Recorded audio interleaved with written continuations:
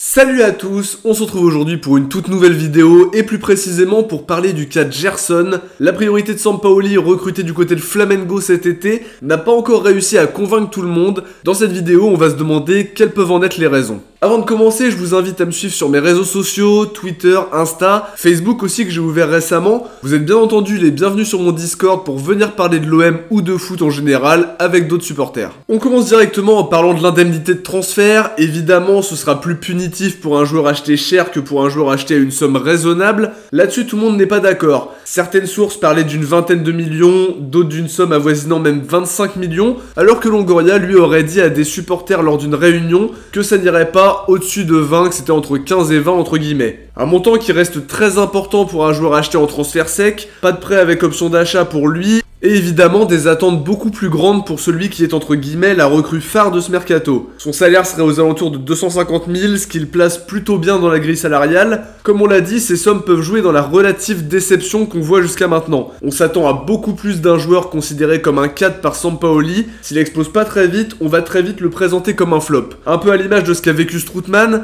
recruté pour 25 millions à la Roma, il n'a jamais pu montrer le niveau qu'on lui connaissait, et le prix de son transfert et de son salaire n'ont pas aidé, ainsi que sa réputation et son image de joueur fiable qui faisait sa notoriété. Pour un joueur qui était censé nous faire passer un cap, passer de 25 millions à 5 millions de valeur marchande, c'est quand même une très grosse perte. Pour Gerson, on peut aussi avoir peur qu'il ne monte jamais son meilleur niveau, tout en sachant qu'il a un contrat de 5 ans et qu'on pourrait se retrouver dans le même cas de figure que Strootman, un gouffre financier, même si le salaire n'est pas comparable, l'investissement reste important dans tous les cas. Maintenant sur ce qui nous intéresse le plus, le terrain. Quelles peuvent être les autres raisons de ces débuts peu convaincants? Alors d'abord on peut parler du poste qu'il occupe dans la compo de Sampaoli. En championnat on l'a vu milieu gauche principalement, il a aussi évolué un match en milieu def et un match en position de faux neuf entre guillemets. En Europa League, il a encore été titulaire sur le côté gauche du milieu de terrain, et ce qu'il faut remarquer évidemment, c'est que Gerson à la base est un milieu relayeur pur. C'était son poste à Flamengo et majoritairement à la Roma, même si évidemment il a été amené à jouer parfois sur les ailes ou un cran plus haut au milieu de terrain. Toujours est-il qu'il n'a toujours pas joué à son poste de prédilection à l'OM, un reproche qu'il fait à Sampaoli après sa sortie contre Lille, très énervé d'avoir été remplacé. C'est pas une si mauvaise chose, ça prouve qu'il a vraiment très envie d'être sur le terrain. La question du poste, c'est une situation qu'on peut comprendre, il était véritablement la priorité de Sampaoli, et c'est compréhensible de se dire qu'il aimerait être utilisé au poste qu'il aime le plus, sachant que c'est les prestations à ce poste-là qui ont poussé Sampaoli et Longoria à le recruter. À Marseille, il a mis un but, une passe D aussi, pour autant son rendement n'est pas celui qui est attendu et on aimerait le voir plus influent dans le jeu, plus complet, mais ça passe aussi par un positionnement à son poste préférentiel. À voir quelle place il prendra dans le dispositif de Sampaoli, il y a énormément de milieux à disposition,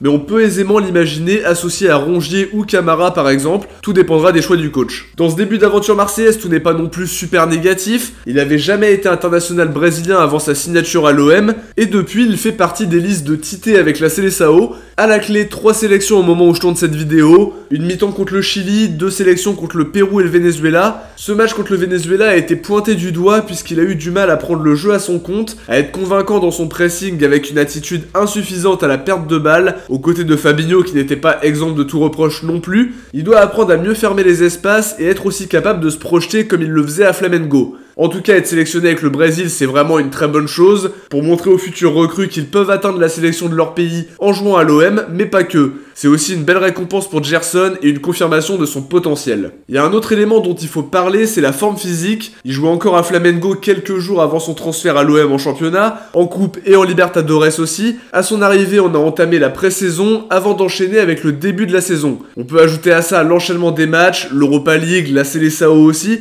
Il n'a pas vraiment eu de pause comme ont pu l'avoir les joueurs européens cet été qui ont une condition physique différente de la sienne par conséquent. Et encore, il n'est pas allé au JO avec le Brésil, ce qui aurait encore plus compliqué la chose. Il y aura évidemment une gestion à mettre en place pour l'éviter d'être à court de forme, éviter également qu'il se blesse, et pour le moment, Sampaoli l'utilise très régulièrement. Ça peut aussi être une des raisons qui explique ce manque d'influence. Maintenant, pour conclure sur le sujet, Gerson est arrivé avec la pression d'un transfert important. sans avoir vraiment eu la possibilité de couper un peu. Ses performances ne sont pas flamboyantes, mais faut attendre encore vraiment un petit peu pour parler de flop. Il y a l'adaptation, évidemment on va aussi parler de son positionnement, des exigences du coach qui ne sont pas anodines et qu'il faut assimiler. En tout cas d'après son entourage, le club le soutient et l'a très bien accueilli à son arrivée. On attend maintenant de voir comment il va relever la tête et comment seront ses futures performances à Marseille. De notre côté les amis, on arrive à la fin de cette vidéo, j'espère en tout cas que ça vous a plu. Si c'est le cas, n'oubliez pas de mettre un petit pouce bleu, ça coûte rien mais ça fait avancer la chaîne, de commenter, de partager, de vous abonner. On se retrouve très vite pour faire le tour de l'actu de l'OM. N'hésitez pas à me donner des idées de sujets pour faire ce genre de vidéo. Ciao, portez-vous bien et surtout allez l'OM.